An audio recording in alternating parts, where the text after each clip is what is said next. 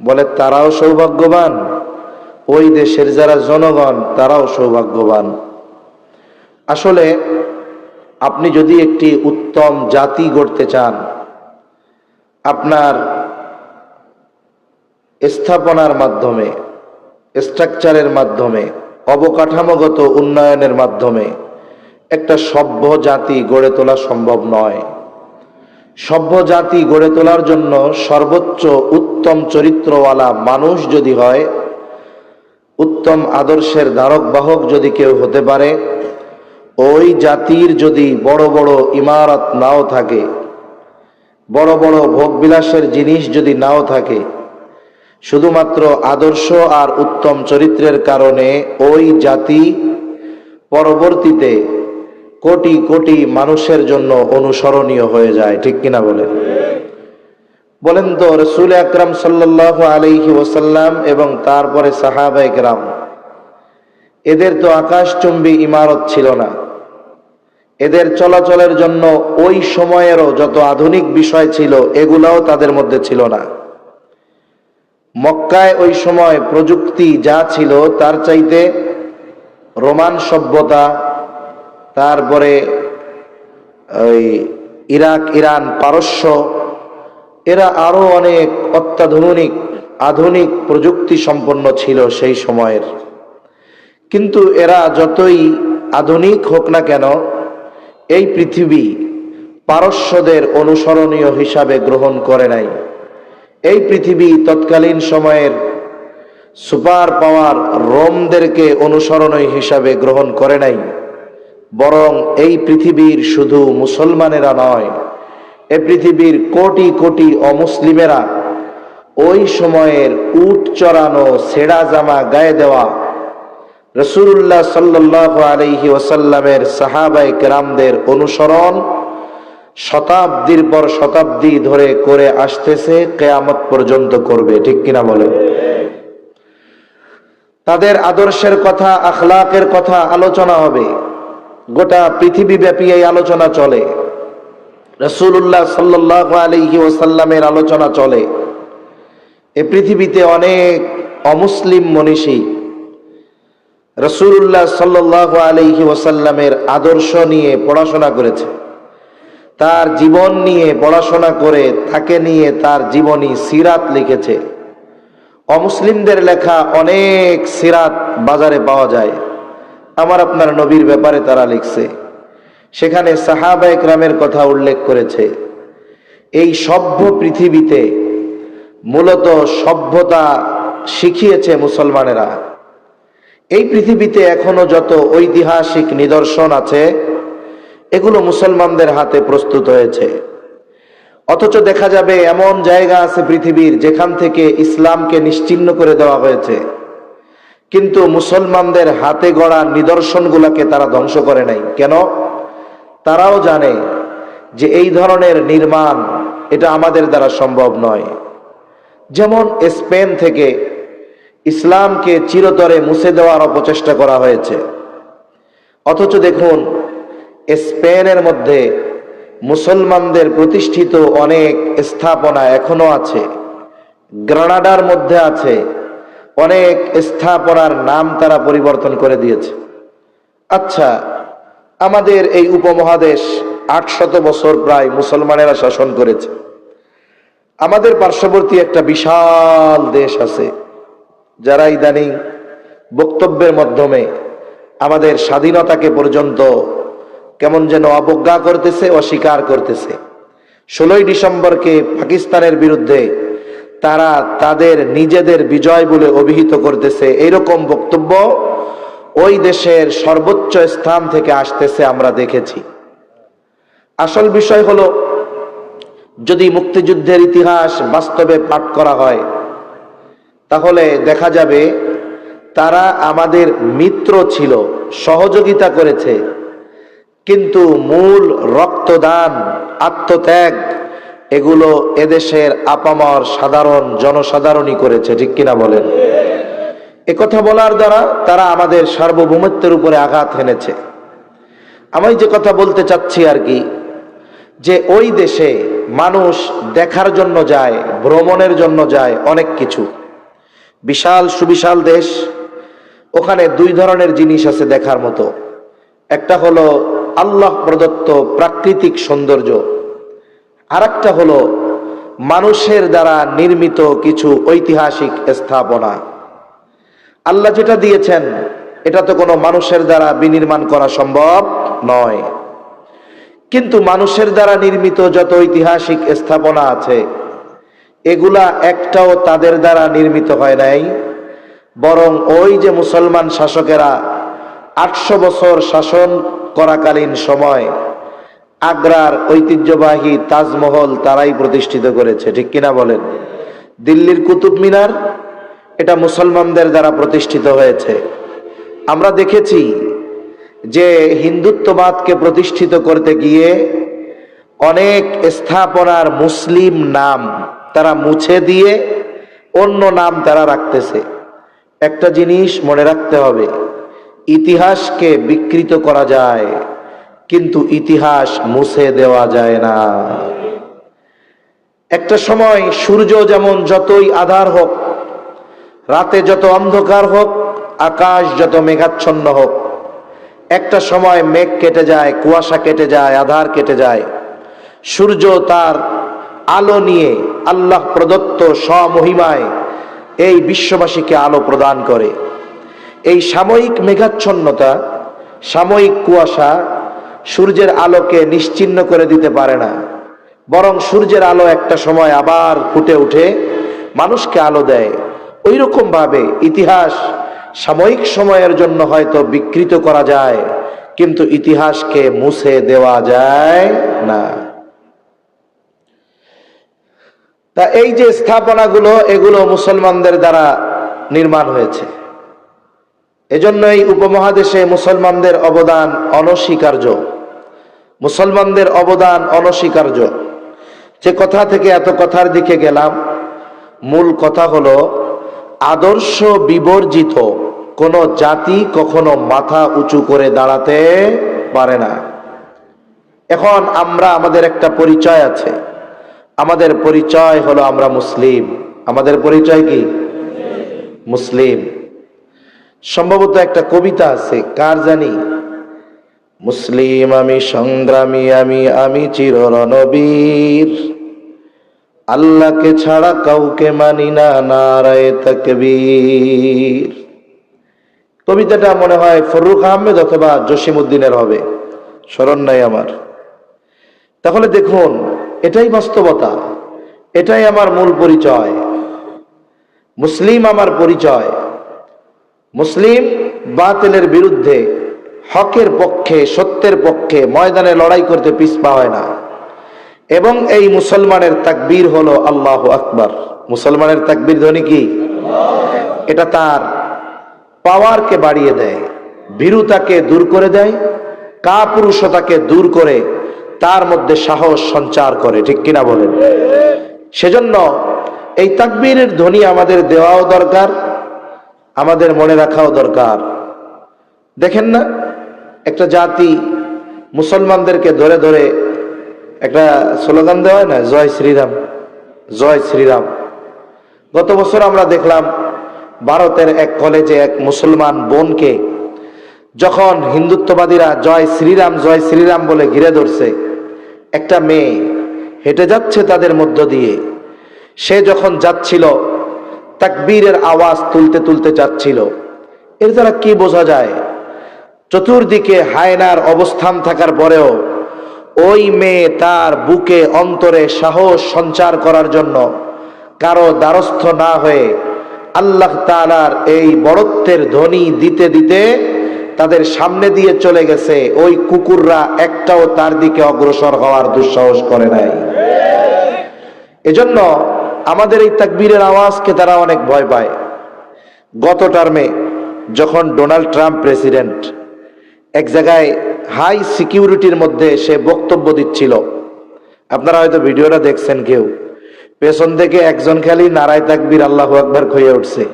আমার মনে হয় প্রস্রাব করে দিছে কিনা ঠিক নাই। তাহলে আমরা কেমন এক জাতি চিন্তা করেন। এ জাতির অস্ত্র লাগে না, এ জাতির গ্রেনেড বোমা এসব কিছু লাগে না। এ জাতি যদি তাদের আকীদা বিশ্বাসকে ঠিক রেখে, আদর্শকে ঠিক রেখে এই তাকবীরের আওয়াজ তুলতে পারে, এতেই জালেমদের অন্তর প্রকম্পিত হয়ে যায়। ঠিক কিনা বলে? এখন কথা হলো, আমার তাকবীরের আওয়াজে ভয় তো মানুষ তখন পাবে যখন আমি পরিপূর্ণ মুসলমানিত্ব অর্জন করতে পারবো। ঠিক কিনা বলেন? এজন্য আমাকে আপনাকে যদি পরিপূর্ণ মুসলমানিত্ব অর্জন করতে হয়, রাসূল আকরাম সাল্লাল্লাহু আলাইহি ওয়াসাল্লামের আদর্শ আমাদেরকে ধারণ করতে হবে।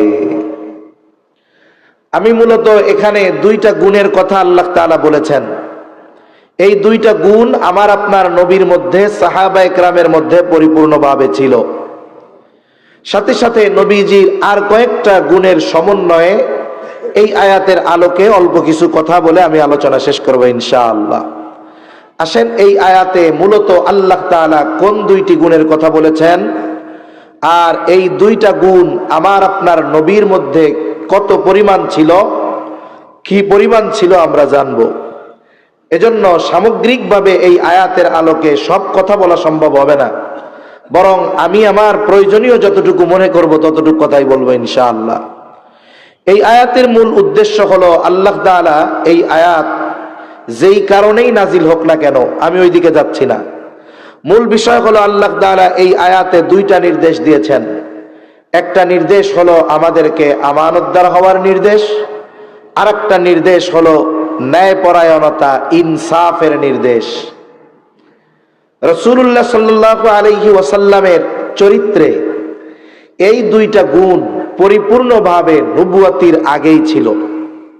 আমানতদারিতা, ন্যায়পরায়ণতা, সত্যবাদিতা, এই গুণগুলো হলো একটা মানুষের বাস্তবিক অর্থে ব্যক্তিত্বের সবচাইতে বড় উদাহরণ।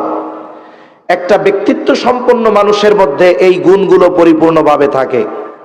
মনে রাখবেন, মুসলমান জীবন দেয় তবু মাথা দেয় না, শির নত করে না। যারা বাস্তবিক অর্থে সম্ভ্রান্ত মানুষ, যারা বাস্তবিক অর্থে ভালো মানুষ, এরা কষ্ট করে, পরিশ্রম করে, কিন্তু নিজেদের সম্মানকে কখনো বিকিয়ে দেয় না। ঠিক কিনা বলেন? এই ধরনের সম্ভ্রান্ত মানুষের মধ্যে এই গুণগুলো থাকা চাই। মুমিন হিসাবে, মুসলমান হিসাবে আমাদের মধ্যে বিশেষ করে এই তিনটা গুণ পরিপূর্ণভাবে দরকার: আমানতদারিতা, ন্যায়পরায়ণতা, সত্যবাদিতা। নবীজির আরো অনেক গুণ আছে, সব গুণ এক মজলিসে বলা সম্ভব নয়, কারণ নবীজির চরিত্র তো মহাসমুদ্রের চাইতেও গভীর। বলে মহাসমুদ্রের সবচাইতে গভীরতম স্থানেও মানুষ হয়তো পৌঁছিয়ে গেছে, অথবা সবচাইতে গভীরতম স্থানের সন্ধান তারা বের করে ফেলেছে। মারিয়ানা ট্রেঞ্চ, যেটা নাকি পৃথিবীর সবচাইতে গভীরতম জায়গা, প্রায় 13 কিলোমিটার গভীর। মানুষ বারবার হিমালয়ের চূড়ায় পৌঁছিয়ে গিয়েছে, কিন্তু নবীজির চারিত্রিক সৌন্দর্য, এর গভীরতা এত বেশি, এর উচ্চতা এত বেশি যে সমুদ্রের তলদেশে বারবার পৌঁছানো সম্ভব, হিমালয়ের চূড়ায় বারবার পৌঁছানো সম্ভব, কিন্তু নবীজির চারিত্রিক সৌন্দর্যের বর্ণনা আমাদের মতো মানুষের দ্বারা কিয়ামত পর্যন্ত পরিপূর্ণভাবে বর্ণনা করা সম্ভব নয়। কারণ নবীর চরিত্রের সত্যায়ন, সার্টিফিকেট আল্লাহ তাআলা দিয়েছেন। আল্লাহ তাআলা বলেন, ওয়া ইন্নাকা লাআলা খুলুকিন আযীম, আপনি মহান চরিত্রে অধিষ্ঠিত। নবীজির চরিত্র মহান বলছে কে? বলে মহান রব বলেছে, উনি বলেছে মহান।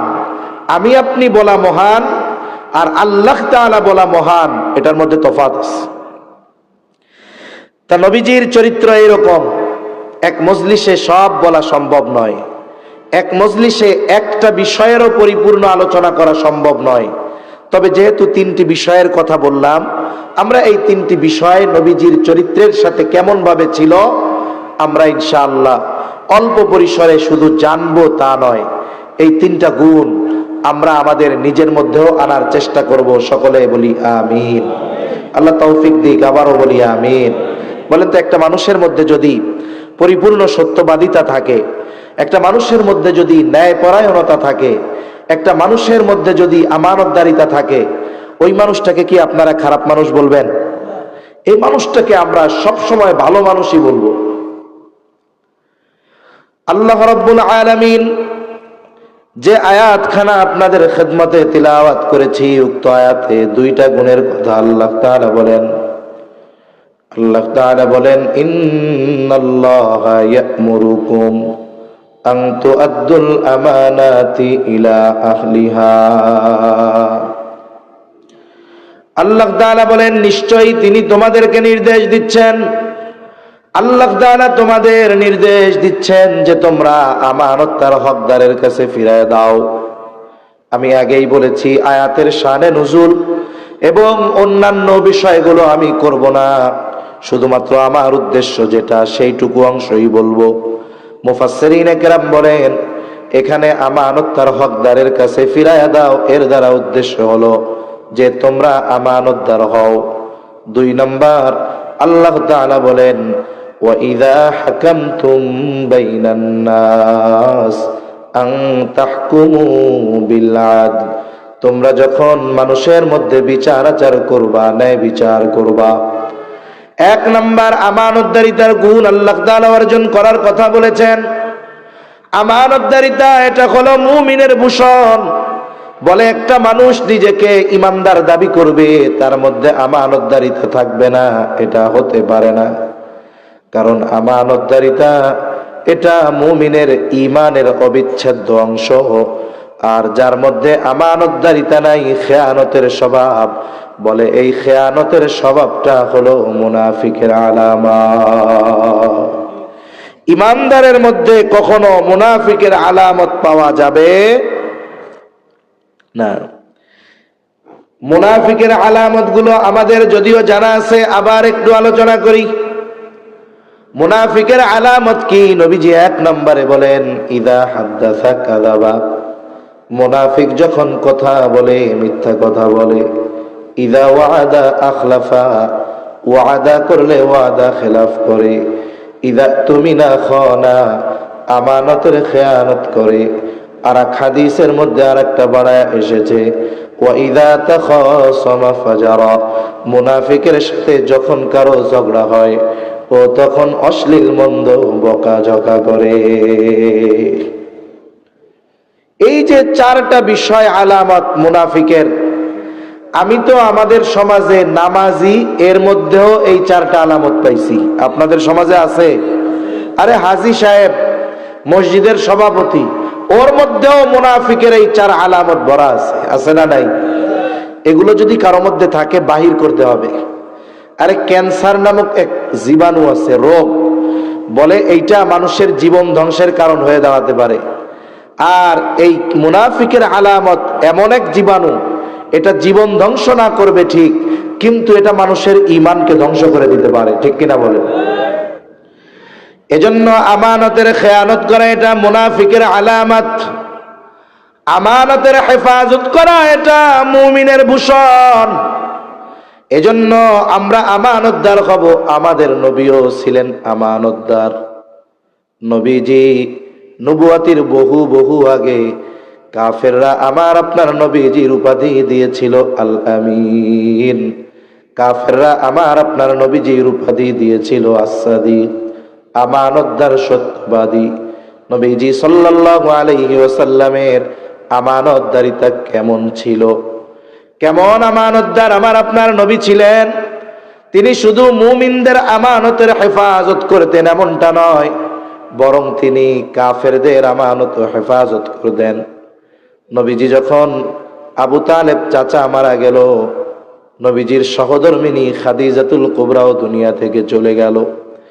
কাফেররা এবার চিন্তা করে, এতকাল আবু তালেব আমাদের সামনে বাধা ছিল, এখন আর আবু তালেব দুনিয়ায় নাই, মুহাম্মদকে এখন আমরা যা খুশি করতে পারবো। ইতিমধ্যে কাফেররাও বুঝতে পারলো হয়তো অচিরেই মুহাম্মদ মক্কা ছেড়ে কোথাও চলে যাবে। আল্লাহ তাআলাও আমার আপনার নবীকে জানায়া দিলেন, পয়গম্বর অচিরেই হয়তো আপনার হিজরতের সফর শুরু হবে। তারিখটা জানান নাই, আল্লাহ জানায়া দিলেন আপনি প্রস্তুত থাকেন, যে কোনো মুহূর্তে আপনার হিজরতের নির্দেশ হবে। নবীজি হিজরতের জন্য প্রস্তুত, কিন্তু সময় আল্লাহ জানান নাই। ইতিমধ্যে কাফেররাও চিন্তা করলো মুহাম্মদকে আর ছেড়ে দেওয়া যাবে না, কি করা যায়? হত্যা করতে হবে। বলে এক ব্যক্তিকে দিয়ে যদি হত্যা করাই, ওই ব্যক্তি যেই গোত্রের লোক অন্যান্য গোত্ররা তাকে দোষারোপ করবে, কি করা যায়? বলে এই হত্যাকাণ্ডে একজন নয়, প্রত্যেক গোত্র থেকে এক একজন সদস্য দেওয়া হবে, সকলে সম্মিলিতভাবে মুহাম্মদকে হত্যা করবে। এই সিদ্ধান্ত তারা উপনীত হলো। বলে আজ রাতেই এই কাজটা করা হবে। ওরা সিদ্ধান্ত নিয়েছে রাতের বেলায় নবীজিকে হত্যা করবে। আর আল্লাহ তাআলা জানায় দেন, পয়গম্বর আজকে রাত্রেই আপনার মদিনার সফর শুরু হয়ে যাবে। রাতের বেলায় নবীজি ঘরে অবস্থান করতেছেন, বের হয়ে যাবেন। চতুর্দিকে ঘরের চারদিকে সশস্ত্র কাফেররা ঘিরে রাখছে। আমার আপনার নবীর ঘর এইরকম ইট দেওয়া বিল্ডিং ঘর ছিল না। নবীজিও জানতে পারছে ঘরের চারদিকে কাফেররা ঘিরে রাখছে। ঘরের মধ্যে নবী কি করে? বলে হযরত আলী রাদিয়াল্লাহু তাআলা আনহুকে ঘরে রেখে গেছে। আল্লাহ তাআলা বের করে দিলেন নবীকে, কাফেরদের সামনে দিয়া বের হয়ে গেল, তারা দেখতে পায় না। এখন হযরত আলীকে ঘরে রেখে গেছে, কারণ কি? বলে কাফেররা যদিও নবীর বিরোধিতা করত, নবীর সাথে শত্রুতা করত ঠিক, কিন্তু তাদের দৃঢ় বিশ্বাস ছিল আমরা মুহাম্মাদের যতই বিরোধিতা করি না কেন, মুহাম্মাদের কাছে যদি আমরা আমাদের সম্পদ আমানত রাখি, এই বিরোধিতার কারণে সে কখনো আমাদের আমানতের খেয়ানত করবে না। কাফেরদের বিশ্বাস এরকম ছিল যে তারা তাদের সবচাইতে দামি সম্পদ নিজের কাছে রাখা যতটা নিরাপদ মনে করত, তার চাইতে বেশি নিরাপদ নবীজির কাছে রাখাটারে তারা মনে করত। এজন্য দামি দামি বস্তুগুলো তারা নবীর কাছে হেফাজতের জন্য রাখত। নবী যখন হিজরত করবেন তখনও নবীর কাছে কাফেরদের আমানত, সবার আমানতের বস্তু সবার কাছে ফেরত দেওয়ার মতো সুযোগ হয় নাই, সময় পাওয়া যায় নাই। এই জন্য আলী রাদিয়াল্লাহু তাআলা আনহুকে দায়িত্ব দিয়ে গেলেন, আলী আমি চলে যাবার পর আমানতের বস্তুগুলো যথাযথভাবে প্রত্যেক হকদারের কাছে পৌঁছায়া দিবা, এরপর তুমি মদিনার উদ্দেশ্যে রওনা হবা। একটু চিন্তা করে দেখেন, আমানতগুলো ফিরাইয়া দেওয়ার ব্যবস্থা করে নবী হিজরত করেছেন। এই আমানতের বস্তুগুলো মুমিনদের নাকি কাফেরদের? জোরে বলেন কাদের? আমরা হইলে কি চিন্তা করতাম? বলে যাদের কারণে দেশ ছাড়া লাগতেছে এদের সম্পদ ফেরত দেওয়ার দরকার কি, গাঠি গুটি বাইন্দা নিয়ে চলাগে। অথচ নবী যাদের কারণে হিজরত করা লাগতেছে, দেশ ছাড়া লাগতেছে, নবী তাদের সম্পদ ফিরিয়ে দেওয়ার ব্যবস্থা আগে করেছেন, এরপরে সফর শুরু করেছেন। অনেকে মনে করতে পারে নবী মনে হয় মক্কা ত্যাগ কইরা আনন্দিত ছিলেন। না না, আইরে নবী যখন মক্কা থেকে বের হয় বারবার পেছনের দিকে তাকায়, নবীর দু চোখ দিয়ে পানি পড়ে। নবী মক্কার দিকে তাকায় বলে, ও মক্কারে, তোমার বুকে আমার শৈশব কৈশোর যৌবন অতিবাহিত হয়েছে রে মক্কা। তোমার বুকে আমার ঘর, শুধু তাই না তোমার বুকে আল্লাহ তাআলার ঘর। ও মক্কা, আমি তোমাকে কখনো ছেড়ে যেতে চাইতাম না, চাই না, যেতাম না, কিন্তু তোমার বুকে বসবাস করা কিছু মানুষ আমাকে তোমার কাছে থাকতে দিল না। এই কথা নবীজি বলতেছিলেন আর চোখ দিয়ে পানি পড়তেছিল। কত কষ্ট, কত বেদনা, কত মায়া নিয়ে নবীজি মক্কা ছেড়ে মদিনায় গেছেন। অথচ এত কিছুর ভিতরেও নবী তার দুশমনদের আমানতের বস্তু ফেরানোর ব্যবস্থা না করে নবীজি হিজরত শুরু করেন নাই। এটা আমি বললাম, আপনারা শুনলেন, আমার বলতে কষ্ট হয় নাই, আমাদের শুনতেও কষ্ট হয় নাই, কিন্তু বাস্তবে ওই অবস্থার মুখোমুখি যদি কেউ হয়ে যায়, নবীর মতো এই ধরনের কাজটা করা আমাদের জন্য কঠিন। এজন্য আমাদেরকে আমানতদারিতার গুণ অর্জন করা দরকার। নবী পরিপূর্ণ আমানতদার ছিলেন। নবীর আমানতদারিতার এই প্রশংসা কাফেররা পর্যন্ত করেছে। অনেক অমুসলিমেরাও মুগ্ধ হয়ে গেছে যে কেমন আমানতদার নবী তিনি ছিলেন। এই জন্য নবী আমানতদারিতার গুণ অর্জনের প্রতিও খুবই গুরুত্ব দিয়েছেন। হাদিসের মধ্যে আসছে, নবীজি বলেন, লা ঈমানা লিমান লা আমানাতা লাহ। নবীজি বলেন, যার মধ্যে আমানতদারিতা নাই তার ঈমান নাই। এজন্য আমাদেরকে আমানতদারিতার গুণে গুণান্বিত হতে হবে। আমার কাছে যদি কেউ আমানত রাখে অথবা কারো আমানত যদি থাকে, অবশ্যই এটার হেফাজত করে যথাসময়ে প্রকৃত মালিককে তার হক বুঝাইয়া দিতে হবে। এজন্য কেউ যদি কোনো সম্পদ আমার আপনার কাছে আমানত রাখে, যদি বলে এটা আমানত, হুবহু বস্তু যেটা দিবে ওটাকেই সংরক্ষণ করতে হবে। 500 টাকার ছেঁড়া নোট দিয়া যদি কয় আমানত, আপনি যদি চিন্তা করেন 500 টাকা দিয়া বাজার করি, পরে ওরে নতুন 500 টাকার নোট একটা দিয়া দিমু, হবে না। বলে যেটা ছিঁড়া দিছে এটাকেই সংরক্ষণ করতে হবে এবং হুবহু এটাই তার মালিককে ফেরত দিতে হবে। তাহলে নবীজির গুণগুলার মধ্যে অন্যতম গুণ হলো, আমার আপনার নবী ছিলেন আমানতদার নবী। তিনি কাফেরের আমানতের হেফাজত করতেন। আমরাও আমানতদার হব, আমরাও আমাদের আমানতদারিতার গুণ অর্জন করব, আমানতের হেফাজত করব। শত্রুরও যদি কোনো আমানত আমার আপনার কাছে থাকে, অবশ্যই অবশ্যই ওই বিষয়ের খেয়ানত করব না। বলেন আল্লাহ তৌফিক দিক, আমিন। 2 নম্বর গুণের কথা আল্লাহ তাআলা বলেন, وَإِذَا حَكَمْتُمْ بَيْنَ النَّاسِ أَن تَحْكُمُوا بِالْعَدْلِ। তোমরা যখন মানুষের মধ্যে বিচার আচার করবা, ন্যায় বিচার করবা। এখন বলতে পারেন, হুজুর ন্যায় বিচার এটা তো যারা বিচারক তারা করবে, কোর্টের বিচারকরা করবে, সুপ্রিম কোর্টের বিচারকরা করবে। আসল বিষয় হলো, মানুষ জীবনের কোনো না কোনো সময় জীবনের যেটা সময় সে বিচারকের ভূমিকা পালন করে। কি অসুবিধা? কোনো আপনারা বসেন, ওইদিকে কি হইতেছে আবার, বসেন। তাহলে মানুষ জীবনের কোনো না কোনো সময় সে বিচারকের ভূমিকা পালন করে। অনেক সময় 2 সন্তানের মধ্যে দ্বন্দ্ব, বাবাকে বিচারক হিসাবে রাখা হয়। কিন্তু আফসোস, অনেক সময় দেখা যায় কি, বাবা বিচার করতে গিয়ে সন্তানদের মধ্যেও পক্ষপাতিত্ব করে। আছে না নাই? আছে। 2 মুমিনের মধ্যে দ্বন্দ্ব লাগছে, আর একজনকে বিচারক মানা হইল। মনে করেন 2 জনের মধ্যে দ্বন্দ্ব, বলে হুজুর আপনি আমাদের দ্বন্দ্বটা নিরসন করে দেন। এই যে আমি হয়ে গেলাম বিচারক। এই জন্য মানুষকে জীবনের কোনো না কোনো সময় বিচারকের ভূমিকায় দাঁড়াতে হয়। অনেক সময় গ্রাম অঞ্চলেও বিচার হয়, পারিবারিকভাবে বিচার হয়।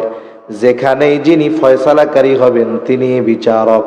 উনি যদি এই বিচারের ক্ষেত্রে স্বচ্ছতা না রাখেন, পক্ষপাতিত্ব যদি করেন, তাহলে তিনিও এক ধরনের অন্যায় করবেন এবং তিনি ন্যায়পরায়ণতার বহির্ভূত কর্ম করলেন। এই জন্য উচিত আমাদের ন্যায় বিচার করা। সাথে সাথে যদি কেউ ন্যায় বিচার করে, আমার বিপক্ষে যদি রায় যায়, ন্যায় বিচার মেনে নেওয়া। আমাদের সমাজের অভ্যাস হইল, একদল চাটুকারিতা করতে গিয়ে ন্যায় বিচার করে না, আর একদল ন্যায় বিচার করলে রায় বিপক্ষে গেলে মেনে নেয় না। ক্ষমতা থাকলে তো মানতেই চায় না। সম্ভবত অ্যারিস্টটল উনি বলেছেন যে যেই সমাজে আইনের সুষ্ঠু প্রয়োগ না হয়, অপরাধীর পরিপূর্ণ অপরাধের শাস্তি না হয়, ওই সমাজ থেকে কখনো অপরাধ দূর হয় না। মূল কথা হলো, যেই সমাজে ন্যায় বিচার নাই, ওই সমাজ থেকে অবিচার কখনো দূর হয় না। কথা বুঝতে পারছেন তো? মনে করেন একজন অন্যায় করছে, মার্ডার করছে, খুন করছে। এখন খুন কইরা 3 মাস পরে ও জামিনে ঘুরে বেড়ায়।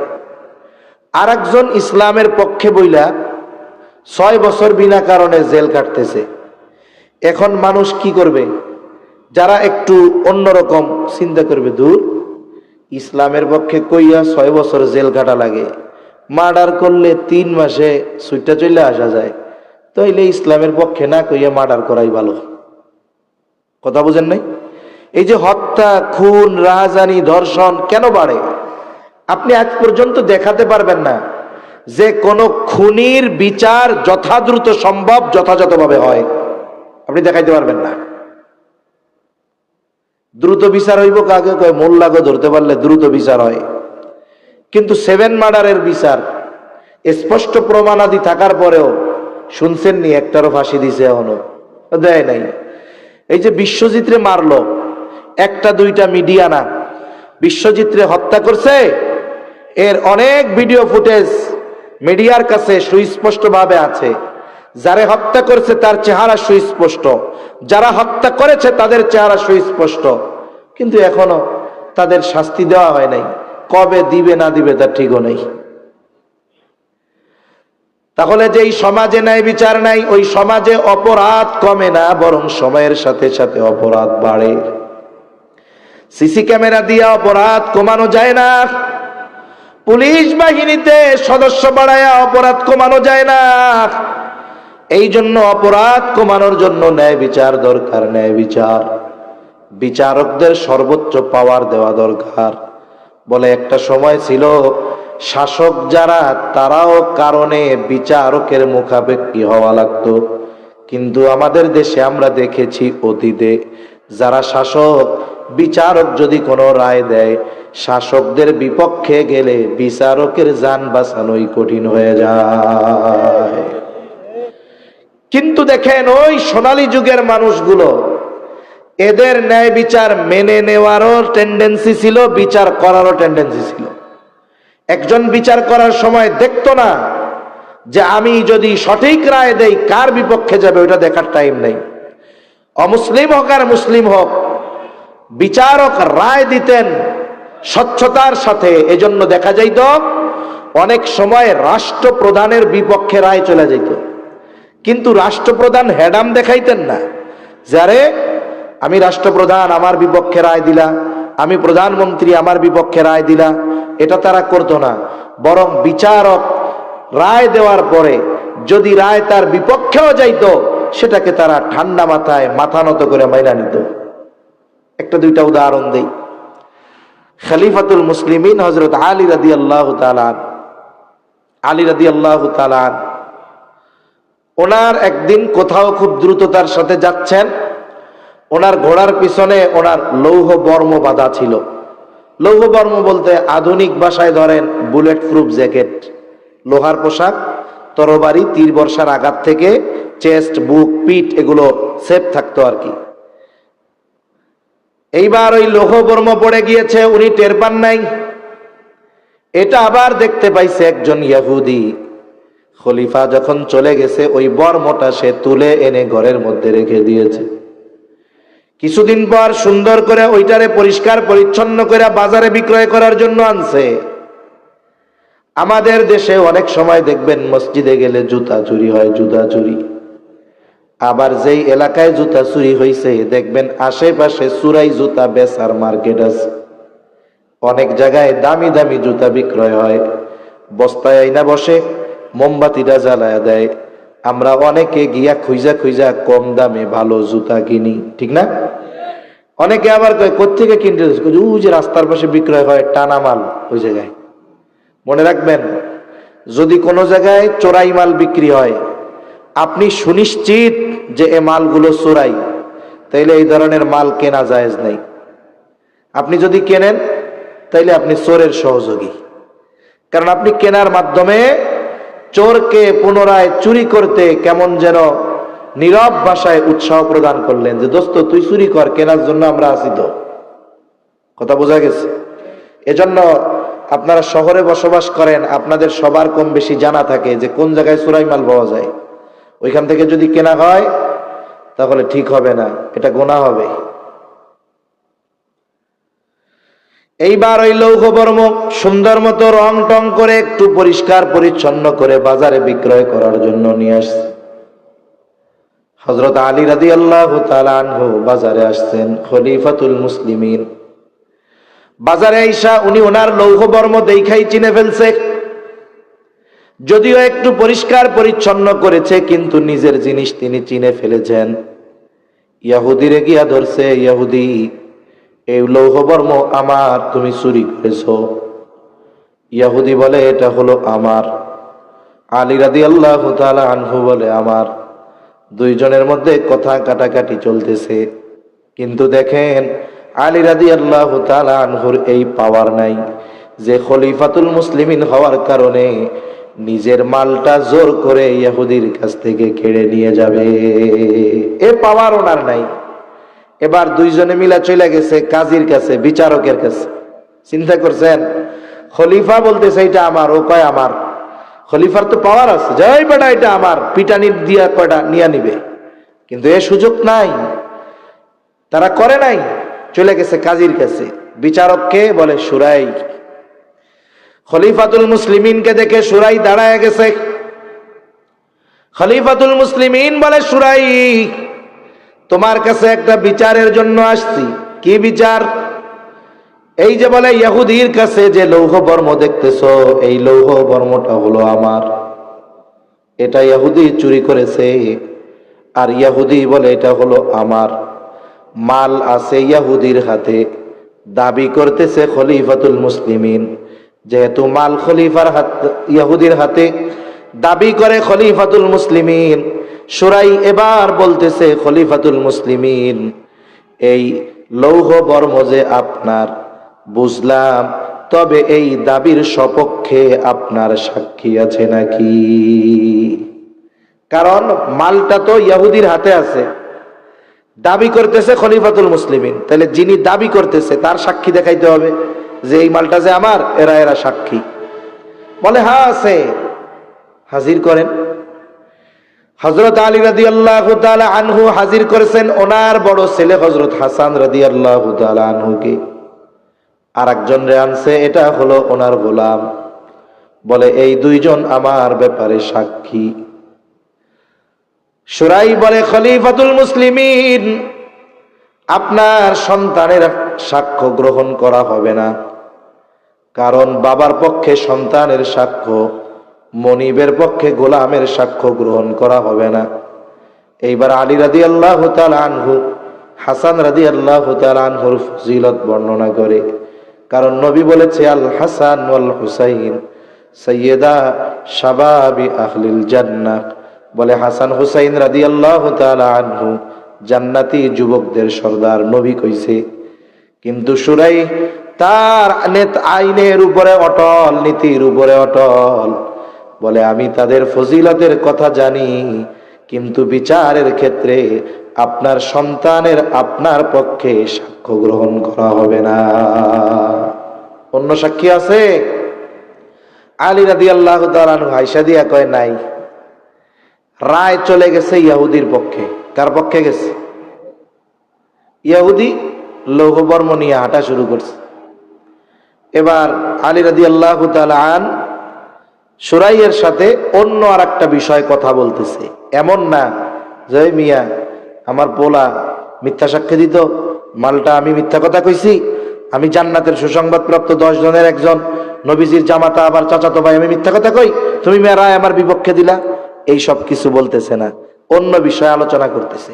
কিন্তু ইহুদি চিন্তা করে, হায় রে, ক্ষমতা থাকার পরেও আমার কাছ থেকে কায়দা নেয় নাই, বিচারক রায় দিছে, খলিফার বিপক্ষে গেছে।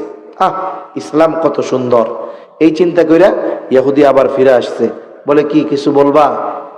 ইহুদি এইবার বলে, সুরাই, সত্য কথা হলো এই লৌহ বর্মটা আমার নয়, এটা খলিফাতুল মুসলিমিনের।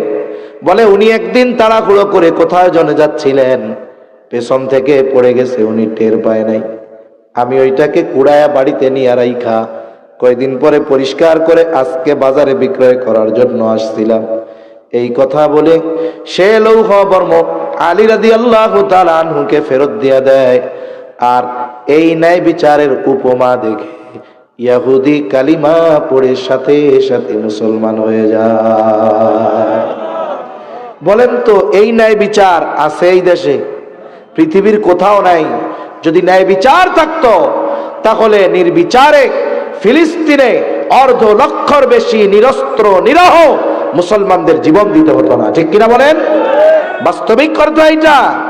যদি ন্যায় বিচার থাকতো, ইনসাফ থাকতো, আজকে টঙ্গী কি হয়েছে গন্ত? কি কাজটা তারা করছে? উলামায়ে কেরাম হয়তো কিছু সময় একটু গরম কথা বলে, কিন্তু কখনো তাদের উপরে হাত তুলে নাই। 18 সালের 1 ডিসেম্বর এই টঙ্গীর ময়দানে নিরস্ত্র নিরহ মানুষদের উপরে আক্রমণ করে, হায়রে হত্যা করে লাশ তুরাগ নদীর মধ্যে তারা ফালায় দিয়েছে।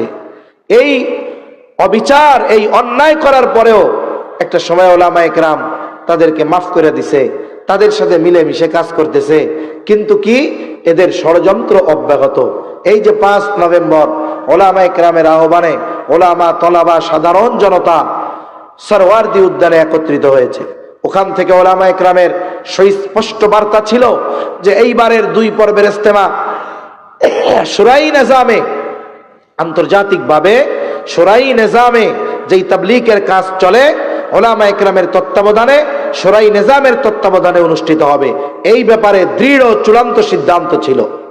কিন্তু রাষ্ট্রপক্ষ, প্রশাসন, উপদেষ্টারা, সাথে সাথে বৈষম্য বিরোধী ছাত্র আন্দোলনের নেতারা যখন উলামায়ে কেরামের সাথে একটু যোগাযোগ করলো যে দেখেন দেশের পরিস্থিতি নাজুক, আপনারা হকের উপরে, এরপরেও আগের মতো একটু আপনারা চলেন। দেখেন অনেকে মনে করে উলামায়ে কেরাম উগ্র। না না, উলামায়ে কেরাম প্রশাসনের প্রতি সম্মান দেখিয়ে, সরকারের প্রতি সম্মান দেখিয়ে, রাষ্ট্রের বৃহৎ স্বার্থের কথা চিন্তা করে, জনমানুষের কথা চিন্তা করে তারা বলছে ঠিক আছে, অতীতে যেভাবে চলে আসতেছে আবার চলবে। প্রথম পর্বে আমরা করব, আমরা মাঠটাট প্রস্তুত করে করব, এর পরের পর্বে ওনরা করবে। আগে যেমন সাদ সাহেবকে আসতে দেওয়া হয় নাই, এবারও উনি আসবে না, আগের মতো চলবে। প্রশাসন থেকে, রাষ্ট্র থেকে, উপদেষ্টা মণ্ডলীর পক্ষ থেকে যেভাবে বলা হয়েছে উলামায়ে কেরাম ঠিক সেইভাবে মেনে নিয়ে চুপচাপ। জোর শেষ হইল, এরপরে টঙ্গীর ময়দান প্রস্তুত করার দরকার। এ তো একদিনের মাহফিল না যে সুন্দর মতো একটা প্যান্ডেল করে ফেলানো গেল।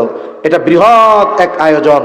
উলামায়ে কেরাম, তলাবায়ে ইলম, সাথে সাথে অনেক সাথী ভাইয়েরা এসে এসে যার যখন সময় হয় কিছু খেদমত করে, আঞ্জাম দিয়ে যায়, কাজবাজ করে, এখানে থাকে, পাহারা দেয়, কারণ দুষ্কৃতিকারীরা যেন ক্ষতি না করতে পারে।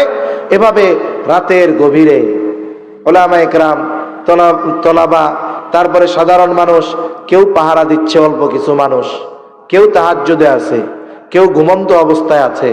কি হলো, আমরা সকাল বেলায় অনলাইনে দেখতে পাইলাম ফজরের পর যে আমাদের এক ভাই অলরেডি শহীদ, আরো কয়েকজনকে শহীদ করে ফেলছে, হতাহতের সংখ্যা অনেক, হসপিটালের মধ্যে আছে। কি অবস্থা চিন্তা করেন। ওরা বলতেছে যে আমরা জোরের জন্য ময়দানে গেছি, আসলে চূড়ান্ত কোনো সিদ্ধান্ত হয় নাই। বৈষম্য বিরোধী ছাত্র আন্দোলনের ওরা যারা বলল, ওদের কথা যে ওরা এদের সাথে আলোচনা করে গেছে যে আমরা কাকরাইলে উলামায়ে কেরামের সাথে পরামর্শ করে চূড়ান্ত সিদ্ধান্ত জানাবো, এর আগে আপনারা এখানে কোনো বিশৃঙ্খলা সৃষ্টি করবেন না। কিন্তু এই জালেমগুলো প্রশাসনের বিরুদ্ধে আচরণ করলো, সরকারের বিরুদ্ধে আচরণ করলো, এই ছাত্র আন্দোলনের যারা ছিল তাদের সাথে বেঈমানি করলো। ওই মজলিসে আলোচনা চলতেছে উলামায়ে কেরামের সাথে, তখন ওই সার্জিস, হাসানাত সহ আরো উলামায়ে কেরামের সামনে বসা, ইতিমধ্যে ফোন যাওয়া সারা যে এরা টঙ্গীর মধ্যে ঢুইকা বিশৃঙ্খলা সৃষ্টি করছে, একজনকে অলরেডি সাইজও করে ফেলছে। তাহলে বলেন এদের আসল চরিত্র বুঝতে আর কারো বাকি আছে? আর কারো বাকি নেই।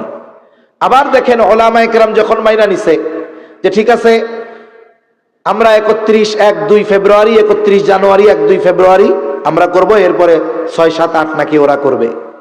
এটা যখন আমরা মাইনা নিছি, বলেন তো এটা কি যারা শুরাই নিজামের উলামায়ে কেরামের তত্ত্বাবধানে দাওয়াতি মেহনত করেন, এরা যখন এটা মেনে নিলেন, এটা কি তাদের উদারতা ছিল না? এই উদারতাকে এরা দুর্বলতা মনে করছে যে মনে হয় সরকারের চাপে পইড়া বা অন্য কিছু কইরা এরা মনে হয় মাইনা নিছে।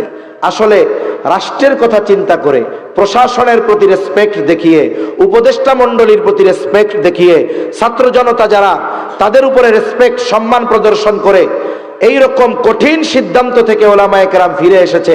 এটা বড় হৃদয়ের পরিচয় তারা দিয়েছে, ঠিক কিনা বলে? কিন্তু তোরা কি করলি? তোরা ওই 1 ডিসেম্বর 2018 মতো ভিডিওগুলো এখনো অনলাইনের মধ্যে আছে, রাতের বেলায় যাচ্ছে, আরে যেই তাবলীগে হাতে তসবিহ থাকার কথা ছিল এরকম কিরিস নিয়ে গেছে, লাইটের আলোতে চকচক করতেছে। আবার আরেকজন বলল, আমি ওইটা দেখি নাই, আরেকজন একটা লাইভে বলছে, ভাই এরকমও শোনা গেছে যে ওই সাতপন্থীদের একজন, আমি এই বিষয়গুলো নিয়ে কিছু বলতাম না আলোচনা, কিন্তু না বললেই নয়, বলে সাতপন্থীদের এক আলেম আব্দুল্লাহ মাসরুর কাসেমি নাকি সে এক বই লিখছে, বইয়ের মধ্যে লিখছে যারা আমির মানে না, সাদ সাহেবকে আমির মানে না, এরা হলো, এদেরকে হত্যা করা ওয়াজিব, ওয়াজিবুল কতল, এদেরকে হত্যা করা কি ওয়াজিব। এই দলিলকে সামনে রেখে ওরা টঙ্গীর ময়দানে ঢুকে ওলামায়ে কেরামের উপরে অস্ত্র চালাচ্ছে আর বলতেছে এরা ওলামায়ে সু, এদেরকে মারলে সওয়াব হবে। একটা জিনিস বুঝেন, আমি একটা জিনিস বুঝাই আপনাদের। একটা হলো একজন সুদ খায় বা ঘুষ খায় বা মদ খায়, কাজটা কি বলেন তো? হারাম। হারাম, জোরে কোন কি? কিন্তু এই হারাম কাজটাকে যদি সে সওয়াবের কাজ মনে করে, ঈমান থাকবে না যাবে? নিঃসন্দেহে বেঈমান। এখন ওরা আলেমদেরকে হত্যা করতেছে, এটা কবিরা গুনাহ। একজন আলেম বা একজন মুমিনকে কষ্ট দেওয়া কবিরা গুনাহ।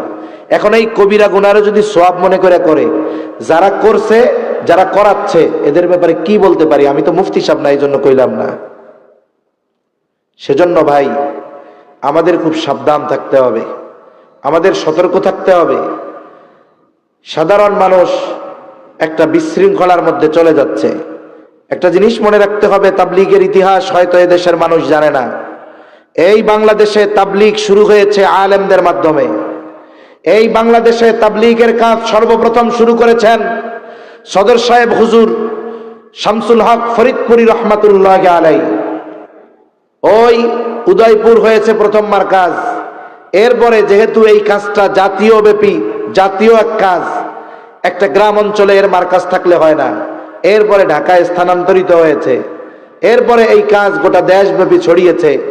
আসল বিষয় হলো, একজনের বক্তব্যে দেখলাম, বলে দেখেন আমরা যারা আছি সদস্য সাথী, এগুলো কিন্তু চোর ডাকাত হত্যাকারী ছিল, আমরা কিন্তু প্রয়োজনে আবার আগের চরিত্রে ফিরে যাব। এই কথা যারা বলতে পারে তার মানে বোঝা গেল এই মেহনতের দ্বারা এদের মূল পরিবর্তন হয় নাই। কথা বুঝেন নাই? একটা কথা আছে না, কয়লা ধুইলে ময়লা যায় না। কয়লা ধুইলে কি যায় না? ময়লা যায় না। চকচক করলে সোনা হয় না। এদের অবস্থা হলো এই। মূল হলো এরা এদের উপরের লেবাস পরিবর্তন করতে পারছে, কিন্তু চরিত্রের পরিশুদ্ধতা অর্জন করতে পারে নাই। এজন্যই এদের পরিস্থিতি এরকম। তো সম্মানিত উপস্থিতি, যে কথার থেকে গেলাম আর কি, যে দেখেন ন্যায় বিচার মেনে নেওয়ার ইচ্ছা আমাদের নাই, করার ইচ্ছাও আমাদের নাই। এজন্যই আজকে এই অবস্থা। ওই যে যদি 1 ডিসেম্বর 2018 অপরাধের বাস্তবিক শাস্তি এরা পাইত, এদের মধ্যে ভয় হইতো, চিন্তা হইতো। এজন্য সর্বশেষ 3 জন না 4 জন শহীদ হওয়ার খবর আমরা শুনলাম, আরো কতজন আহত।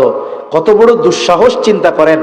এরা নিজ হাতে হত্যা কইরা ঢাকা মেডিকেলে গিয়ে ওই লাশ ছিনিয়ে নিয়ে নিজেদের কাছে নিয়ে এরা ওলামায়ে কেরামের উপরে দোষ চাপানোর চেষ্টা করতেছিল যে ওনারা আমাদের সাথীকে হত্যা করছে।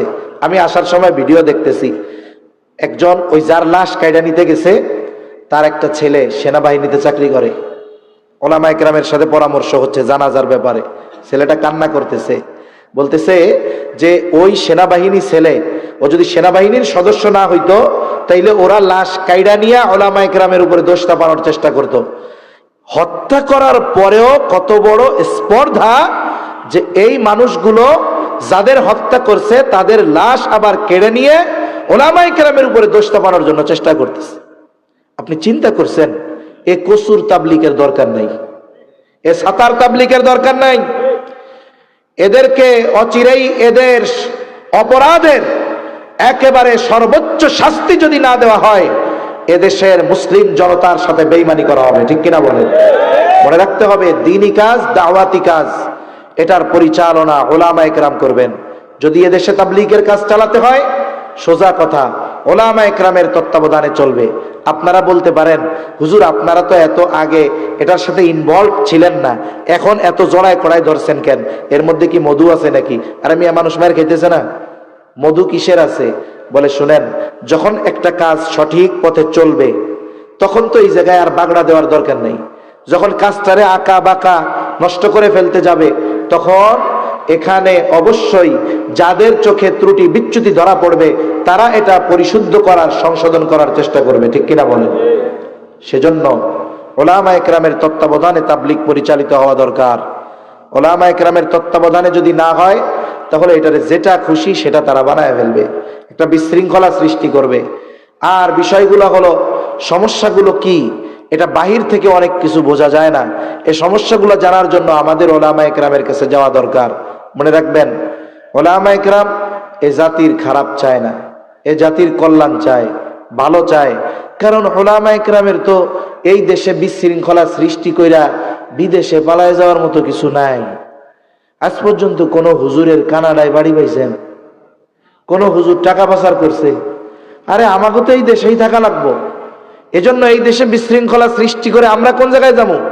এজন্য আমরা চাই যে এদেশের মুসলমানেরা সঠিকটা বুঝুক, সঠিক পথে থাকুক। আর সরল মনা মুসলমান যারা আছে এদের কাছে অনুরোধ করব, গুটি কয়েক কিছু ভ্রান্ত মানুষের কথার ফাঁদে পা দিয়ে আপনারা আপনাদের ঈমান আমলকে নষ্ট করবেন না, এটা আপনাদের কাছে অনুরোধ। সম্মানিত উপস্থিতি, আমরা আসলে নবীর কিছু গুণাবলীর কথা আলোচনা করতে গিয়ে এদিকে চলে গেলাম যে দেখেন, ন্যায় বিচার যদি না থাকে অপরাধ বাড়তে থাকে।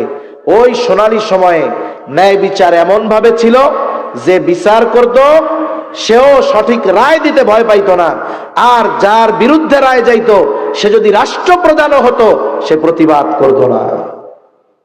নবীজির একটা ন্যায়পরায়ণতার ঘটনা বলে আমি আলোচনা শেষ করে দেব ইনশাআল্লাহ।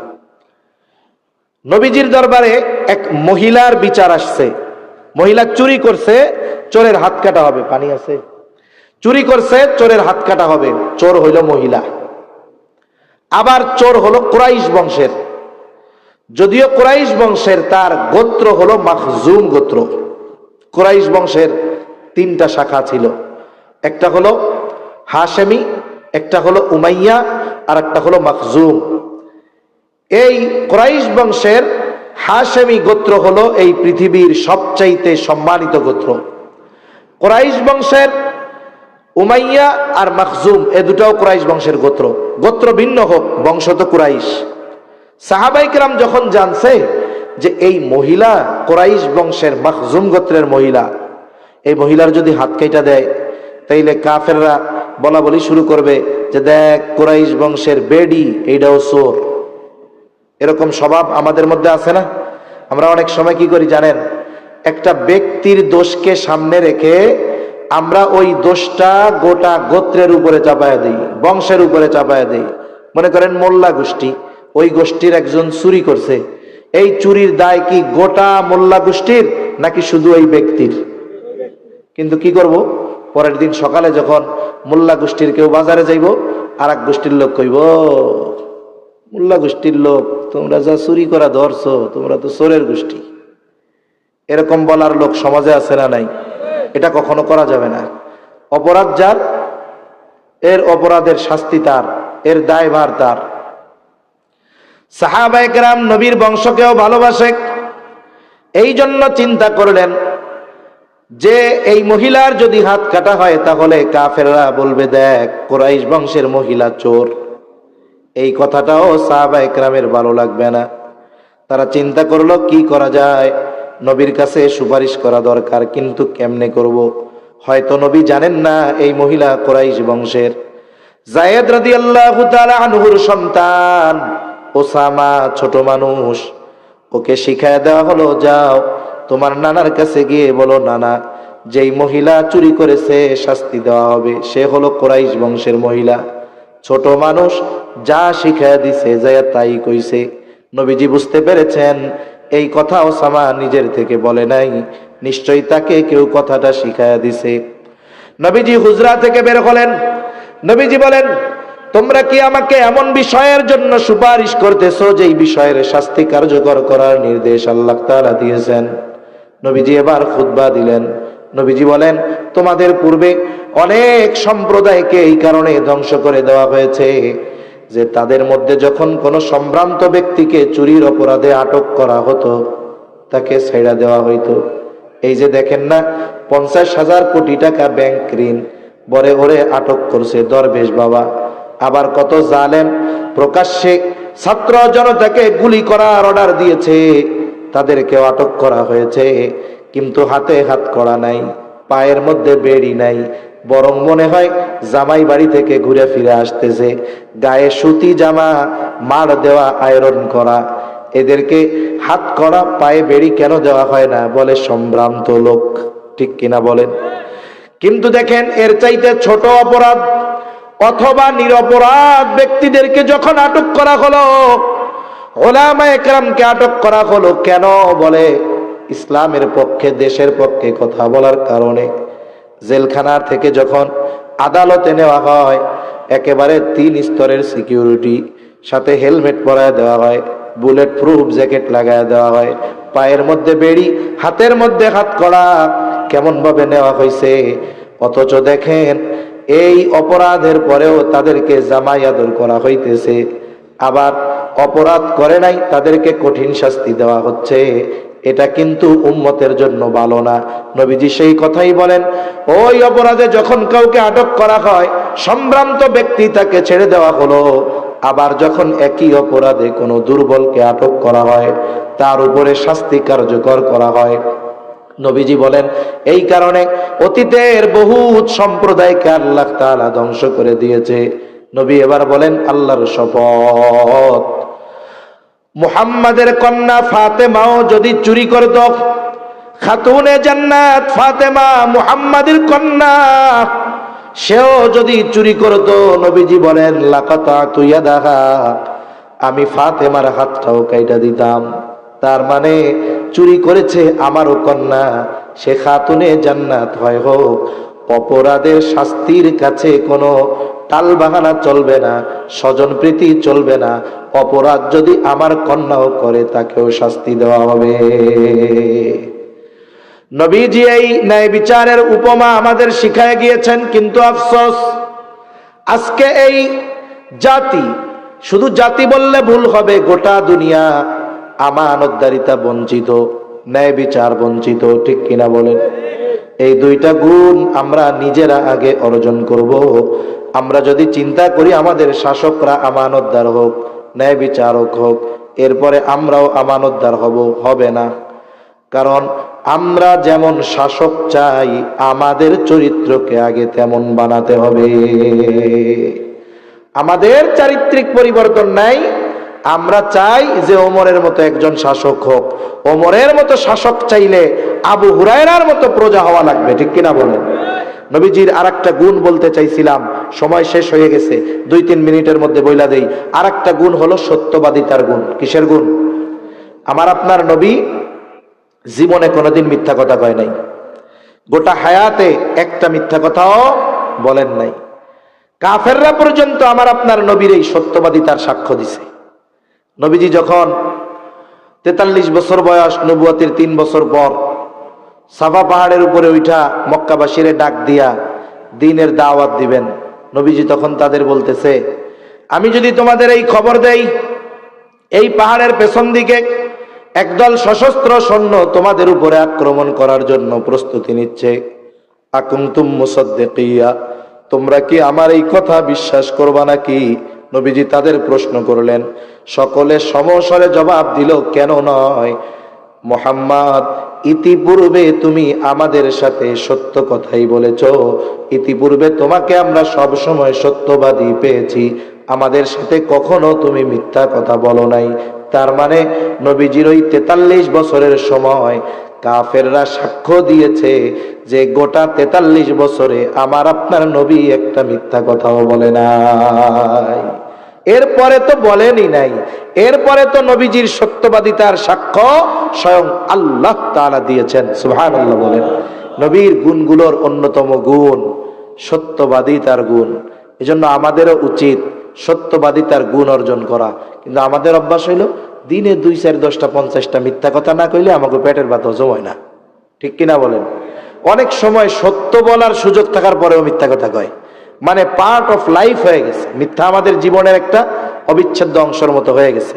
অথচ দেখেন এই মিথ্যাকে নবীজি সব গুনাহের মা বলছে। একজন আসছে নবীজির কাছে, বলে আমি কোনো গুনাহ ছাড়তে পারবো না, মদ খামু, অন্যান্য পাপ আছে যা করমু সব করমু, কিন্তু সব গুনাহ আমার দ্বারা ছাড়া সম্ভব না, আমি একটা গুনাহ ছাড়তে পারবো। নবীজি কইছে তাইলে তোমার এক কাম, তুমি মিথ্যা কথা ছাড়ো। ও চিন্তা করছে একটা ছাড়া কোনো ব্যাপার। এখন মনে করেন ও আসছে কিছুদিন পর, এখন ওরা জিজ্ঞাসা করতেছে কও এই সপ্তাহে কি কি পাপ করছো কও। ও তো কইছে যে মিথ্যা কথা বলবো না, আর যদি মিথ্যা কথা বলে নবীর কাছে ধরা পড়ে যাবে না? তাহলে চিন্তা করেন, এখনও চিন্তা করে বাপ রে বাপ, এখন এই এক গুনাহ ছাড়তে গিয়ে দেখি আমার সব গুনার অবস্থা খারাপ। তাহলে মিথ্যাকে বলা হয়েছে সব গুনাহের মা। এজন্য আমরা মিথ্যা পরিহার করব, সত্যকে ধারণ করব, ন্যায়পরায়ণতাকে ধারণ করব, আমানতদারিতাকে ধারণ করব। এই 3টা গুণ আমরা অর্জনের চেষ্টা করব, বলেন ইনশাআল্লাহ। আমাদের জীবন চলে যায় যাক, আমরা মিথ্যা কথা বলবো না। কি বলবো না বলেন? সত্য কথা বলবো, কারণ সত্যবাদিতা এটা মুমিনের ভূষণ। সত্যবাদিতার গুণ এটা বড় বড় গুণগুলোর মধ্যে অন্যতম। 2 নাম্বার আমানতদারিতার গুণ অর্জন করব। 3 নাম্বার ন্যায়পরায়ণ হব, নিজে অবিচার করব না।